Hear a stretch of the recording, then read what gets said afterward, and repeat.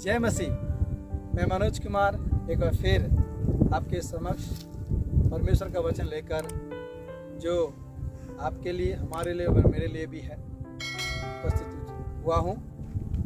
जैसे लगातार हम लोग मत्ती रचित सुसमाचार 5 अध्याय बाहरी उपदेश को मनन कर रहे हैं, उसी कड़ी में आज एक बार फिर से मत्ती रचित सुसमाचार 5 के 7 में इस प्रकार लिखा हुआ है, धन्य है वे जो दयावंत है, क्योंकि उन पर दया की जाएगी। मेरे प्यारो, जब यीशु मसीह अपने चेलों को उपदेश दे रहे थे तो उन्होंने उन्हें कहा कि दयावंत है, जो दयावंत उन पर दया की जाएगी।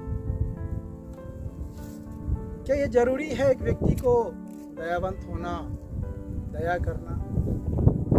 मेरे प्यारो, यीशु मसीह एक दृष्टांत बता रहे थे, एक कहानी उन्होंने बताया कि एक व्यक्ति 100 दिनार का, 1000 दिनार का कर्जदार था और उसके स्वामी ने उसे बुलाया और कहा कि इसे के पश्चात इसके परिवार को बंदी गृह में डाल दो।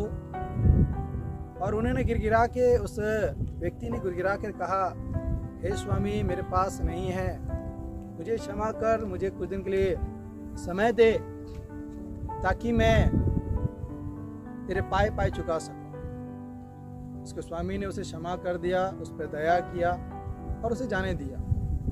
लेकिन जब वो अपने स्वामी के पास से निकला तो एक संगी मित्र के पास उसका 100 दिनार बचा हुआ था। उन्होंने उस व्यक्ति ने उस 100 दिनार वाले व्यक्ति को पकड़ा, कॉलर पकड़ लिया, गला घोटा और कहा, तू मुझे 100 दिनार वापस कर, अगर तू नहीं करता है तो मैं तुझे नहीं छोड़ूंगा। और उसने उस व्यक्ति को बंदी गृह में डलवा दिया।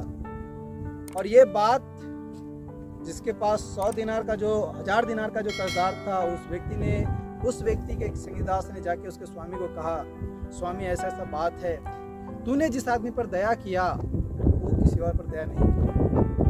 स्वामी ने उसे बुलाया, उससे पूछा, सही बात है? उसने कुछ जवाब नहीं दिया। उसके स्वामी ने कहा, क्या तुम पर दया नहीं की गई? फिर तुमने क्यों नहीं दया किया उस पर?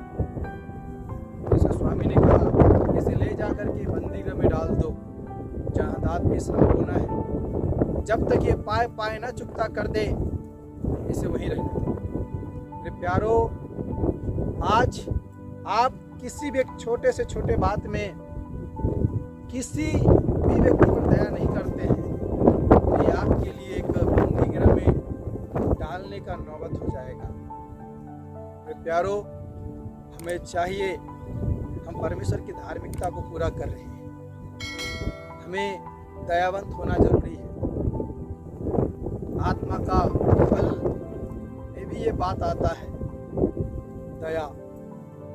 आप दूसरों पर दया करना है, केवल अपने हित की नहीं सोचना है। फिलिपियों 2:5 में लिखा हुआ है, हर एक अपने हित की नहीं वरन दूसरों के हित की भी चिंता करे, दया करे। अगर आज हम दूसरों पर दया करेंगे तो प्रभु हम पर दया करेगा, हमें सारी आवश्यकताओं को पूरी करेगा। आपके पास नहीं होने पर भी आप दूसरों पर दया करें, परमेश्वर आपको, आपके नहीं होने पर आपको पूर्ति करेगा। मेरे प्यारो, इसलिए बाइबल में लिखा है, जिस नाप से तुम नापते हो उसी नाप से तुम्हारे लिए नापा जाएगा। मेरे प्यारो, जितना दया हम दूसरों पर करेंगे, परमेश्वर उतना ही दया हम पर करेगा।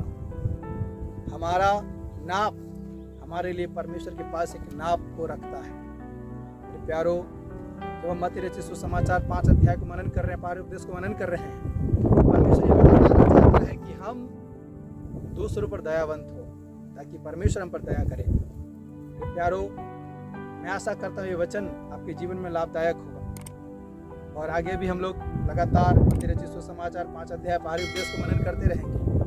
परमेश्वर आप सभी को आशीष दे। जय मसीह।